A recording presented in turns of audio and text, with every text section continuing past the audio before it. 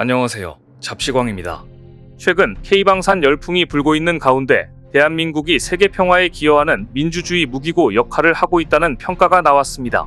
그 배경에는 우리 방산기업들의 제품 경쟁력과 함께 정부와 군의 긴밀한 소통으로 결집된 국가적 역량이 있습니다. 타이 한국항공우주산업은 명실상부 대한민국 항공우주산업의 선두주자로 최근 폴란드, 말레이시아의 FA50의 대규모 수출에 성공하며 K방산의 신화를 이어가고 있는데요.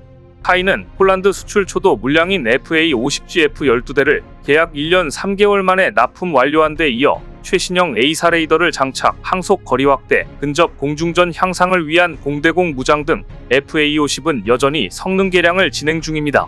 이처럼 구매자의 요구에 맞춰 맞춤형으로 제작해주는 한국의 기술력에 FA50에 대한 관심은 더욱 높아지고 있는데요.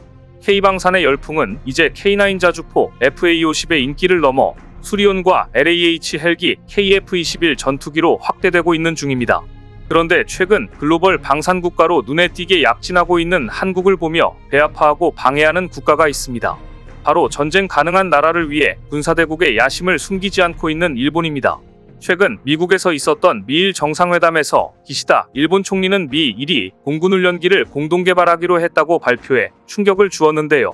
하지만 방산 전문가들은 일본이 보잉사의 미 공군훈련기 개발 사업의 파트너로 뛰어들게 되면 보잉사에 돈 줄 역할이나 하지 않겠느냐는 분석을 하고 있습니다. 오늘 이 시간에는 한국 방산을 본격적으로 방해하기 시작한 일본의 속내는 무엇인지, 하지만 되려 역관광 당할 것으로 전망되는 일본의 헛발질은 무엇인지 자세히 소개합니다. 지난 11일 기시다 후미오 일본 총리는 조 바이든 미국 대통령과 미일 정상회담 이후 기자회견에서 미 국방부와 일본 방위성이 공동 주도하는 방위산업 협력 획득 지원 포럼을 소집할 것이라고 밝혔습니다. 여기에는 미사일 공동개발과 생산, 미국 해군함정과 공군기의 공동유지 보수, 그리고 제트훈련기 공동개발 및 생산을 위한 실무그룹을 만드는 계획이 포함되어 있다고 발표했습니다. 안보 전문가들은 이번 미일 정상회담의 결과 발표를 보면서 일본이 미국과의 밀착을 통해 기술적 리스크를 줄이며 자국 방위산업의 이익을 가져다주면서 전쟁이 가능한 국가로 나아가려는 속내를 숨기지 않았다고 평가하고 있습니다. 현재 일본 항공자위대는 자국산 T4 고등훈련기 200대를 운용 중입니다. 일본은 1988년부터 T4를 조종사 훈련은 물론 특수비행팀 블루 임펄스의 임무에도 사용했습니다. 하지만 T4는 도입된 지 36년이 지나면서 노후화가 심각해졌고 F-35와 6세대 전투기를 다룰 조종사 양성에 부적합하다는 지적이 제기되어 왔습니다. 그동안 일본 항공자위대는 훈련은 낡은 속 훈련기인 T4 훈련기로 바꿔 초음속기인 F-15J를 몰아야 하는 상황에 처하면서 그동안 크고 작은 사건 사고가 있었던 것입니다. 대표적인 사건이 2019년에는 엔진 이상 감지 사건이었습니다. 당시 항공자위대는 엔진 이상이 감지되자 엔진을 끈 채로 비상 착륙을 해 엄청난 파문이 일었고, 이 사건 이후 T4 훈련기 전체가 비행 중지되는 사태가 발생하기도 했습니다. 또 지난 2000년에는 일본 특수비행팀인 블루 임펄스 소속 기체 2대가 추락해 3명의 승무원이 사망하는 비극적인 사고까지 일어났습니다. 따라서 이렇게 말도 많고 탈도 많은 T4의 교체를 위해 일본은 해외에서 사오든 자체 개발을 하든 교체를 해야만 하는 상황에 처해 있었습니다. 그런데 일본이 이번 미일 정상회담에서 미국과 항공자위대의 노후화된 훈련기 T4의 후속기를 공동 개발하기로 했다고 발표한 것입니다. 만일 이번 정상회담에서 발표한 대로 미일 방위산업 협력 포럼을 만들고 미사일 공동생산과 미군 함정 수리 등을 통해 미군의 군사기지 역할을 하게 된다면 일본은 평화헌법 체제하에서 스스로 금지했던 무기 수출을 활성화하는 계기가 될 수 있기에 일본 주변국들은 이를 상당히 우려스럽게 보고 있습니다. 일본의 속내는 일본이 독자적으로 무기시장을 개척하기 어렵다면 미국을 이용해서 실리를 극대화하겠다는 의도이니까 말입니다. 일본이 실리를 극대화하려고 내민 전략 중 하나가 바로 미국과 T4 훈련기를 공동 개발하겠다는 것인데요. 그런데 일본은 얼마 전 한국에 손을 내미는 척하면서 싱가폴 에어쇼에서 한국의 카이 관계자들과 만나 한국으로부터 훈련기를 직구매하려는 것처럼 애매한 행보를 보이기도 했습니다. 하지만 이 모든 것은 일본의 속임수였습니다. 한국에는 우리가 너희와 손을 잡을 수도 있다는 애매한 모습을 보이면서 뒤로는 기시다 총리의 미국 방문 때 미일이 함께 훈련기를 공동 개발하자는 안을 미국에 제시하고 있었던 것입니다. 자체 개발하려면 많은 시간과 비용이 들고 기술력도 필요한 만큼 그러느니 미국에 손을 내민 것인데요. 역시나 일본의 노림수는 따로 있었던 것입니다. 그런데 항공 전문가들은 일본이 미국과 훈련기를 공동개발이라는 명분으로 사오려는 것은 사실 지금 일본에게 더 급한 프로젝트가 있기 때문이라고 분석합니다. 현재 일본은 이탈리아 및 영국과 함께 F2 전투기를 대체하는 글로벌 전투 공중 프로그램, 즉 GCAP에 참여하고 있습니다. 일본은 과거 미국과 F2 전투기를 공동 개발했으나 기술 습득은 제한적이었고 미국 로키드 마틴과 차세대 전투기 개발을 추진했으나 핵심 기술에 대한 접근은 제약이 많았습니다. 그래서 급히 영국, 이탈리아와 손을 잡은 것이 바로 GCAP인데요. 이 글로벌 전투 프로그램은 6세대 전투기를 2035년까지 실전 배치할 계획으로 일본 정부는 최근 가기를 열어 GCAP의 수출까지 가능할 수 있도록 허용했습니다. 그러니까 일본은 지금 돈을 모두 여기에 쏟아부어야 하는 상황입니다. 그래서 훈련기는 미국과 공동개발이라는 명분하에 보잉으로부터 도입하려고 하는 것인데요. 한편 보잉과 사브는 지난 2018년 미국 공군의 고등운 연기 사업을 따냈습니다. 당시 보잉은 한국항공우주 산업의 T-50을 제치고 수주에 성공했고 미 공군은 보잉으로부터 T-7A 훈련기 350대 도입을 확정했습니다. 하지만 보잉의 T-7A 훈련기는 캐노피의 유리 구멍이 뚫리는 결함, 조종사 탈출 시스템의 문제 등 여러가지 테스트에서 결함을 드러냈고 보다 못한 미 공군은 T-7A 훈련기 도입을 2년이나 더 연기했습니다.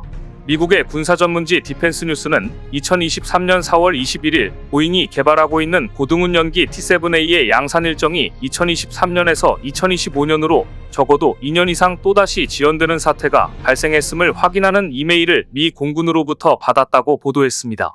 미 공군 차기 훈련기 TX 사업에서 아무도 예측하지 못했던 저가 입찰로 승리를 가져간 보잉은 역시 아무도 예측하지 못했던 각종 결함으로 인한 개발 일정 지연 사태 때문에 지금까지 11억 4천만 달러 약 1조 5천억에 상당하는 손실을 기록 중입니다.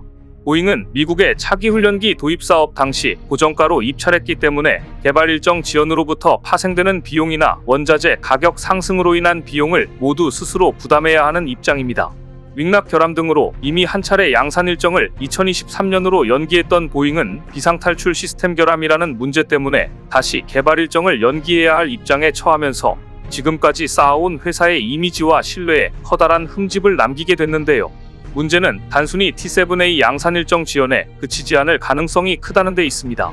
보잉은 T-7A를 경전투기로 파생시킨 FT-7X를 출시하여 미 공군 고등전술훈련기 ATT 사업에 출품하는 동시에 미 해군이 주최하는 전술대체항공기 사업에도 도전한다는 계획을 세워놓고 있었습니다.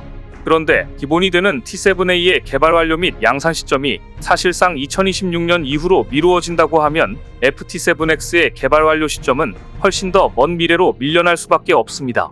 철저하게 훈련기 사양에 맞춰 구조경량화를 실시한 T-7A가 비용 절감에는 어느 정도 성공했을지 모르지만 경전투기로 파생시키기에는 너무나도 가볍고 기골이 약한 종이 비행기로 탄생하게 되었다는 점도 문제입니다. 원래 일정대로 진행된다고 해도 미 공군의 ATT 사업이나 미 해군의 TSA 즉 전술대체항공기 사업에 일정을 맞추기 힘든 상황이었는데 사태가 더 심각해진 겁니다. 일각에서는 이 정도 문제라면 보잉의 훈련기 사업은 거의 좌초되는 분위기가 아니냐는 말까지 나올 정도인데요. 이 보도를 보면서 보잉의 저가 입찰에 아깝게 미 공군 훈련기 사업 수주를 놓친 한국항공우주산업 카이와 로키드 마틴이 표정 관리에 신경 쓰고 있었을 텐데요. 애초에 미 공군이 로키드 마틴 앤 한국카이의 TF-50 같은 제대로 된 훈련기 겸 경전투기를 확보했다면 이런 골머리를 앓지 않았을 것입니다. 그런데 이 와중에 보잉에게 구세주가 나타난 겁니다. 바로 일본입니다. 만일 일본이 미국 및 보잉사와 손을 잡고 T-7A와 공동개발을 하겠다고 나온다면 보잉은 그동안의 막대한 손실을 일본에 지우고 일본은 비싼 값에 훈련기를 받게 될 게 뻔합니다. 그야말로 역관광을 당하는 것인데요. 반면 방산업계에서는 일본이 보잉으로부터 라이선스판 T-7A를 비교적 싸게 얻으려는 노림수를 둔 것이라는 시각도 있습니다. 미국이 차세대 고등운 연기로 개발 중인 T-7A의 파생형을 싸게 도입하고 싶어서 미국에게 공동개발을 제안했다는 것입니다. 어찌됐든 미국으로서는 일본의 제안이 나쁘지 않을 겁니다. 안 그래도 최근 이곳저곳에서 문제를 일으켜 기술력이 의문시되고 있는 보잉이 일본이라는 물줄을 만나 작은 문제를 해결하게 되면 미국으로서도 자국 기업에게는 이득이니 나쁜 선택은 아니기 때문입니다. 솔직히 돈을 싸들고 와서 내 자식 문제를 해결해 주겠다는데 싫다고 거절할 이유는 없는 것이니까 말입니다. 그런데 일각에서는 이런 문제를 제기하고 있습니다. 일본이 미국과 손잡고 함께 T-7A 훈련기를 개발하겠다고 나오면 미 해군의 훈련기 도입 사업을 겨냥하고 있던 한국의 훈련기 T-50의 미국 진출 가능성이 요원해질 가능성이 크다는 것, 바로 이 점입니다. 미국이 미 해군 훈련기도 보잉의 T-7A로 정해버릴 수 있기 때문입니다. 그러나 아직 정확한 미일 간 계약 조건이 발표되지 않았고 미 해군의 차기 훈련기 사업은 일본과 관계없이 진행될 것이란 의견도 있기 때문에 섣불리 예단하지 말자. 무엇보다 미 해군은 항공모함에서 쓸 수 있는 차기 함재용 훈련기를 원하는 것이고 일본은 해군용 훈련기가 아니어서 양국 이해관계가 일치되지 않는다고 보는 시각이 우세합니다. 더구나 미일이 공동으로 개발할 가능성이 큰 보잉의 T-7A 양산되려면 적어도 2030년경은 되어야 합니다. 반면 한국의 고등훈련기인 T-50은 이미 인도네시아를 시작으로 필리핀, 폴란드 등 지난 20년간 총 6개국 138대를 수출한 기록을 가지고 있습니다. 실전 배치에 시간을 단축시켜줄 수 있는 고등훈련기로서 이보다 더 좋은 대안은 없는 훈련기라는 이야기입니다. 따라서 미 공군은 그렇다 쳐도 미 해군의 함재기 도입 사업이 어떤 방향으로 전개될지 한국은 미일의 세부 발표를 예의주시하면서 대응 방안을 논의해야겠습니다.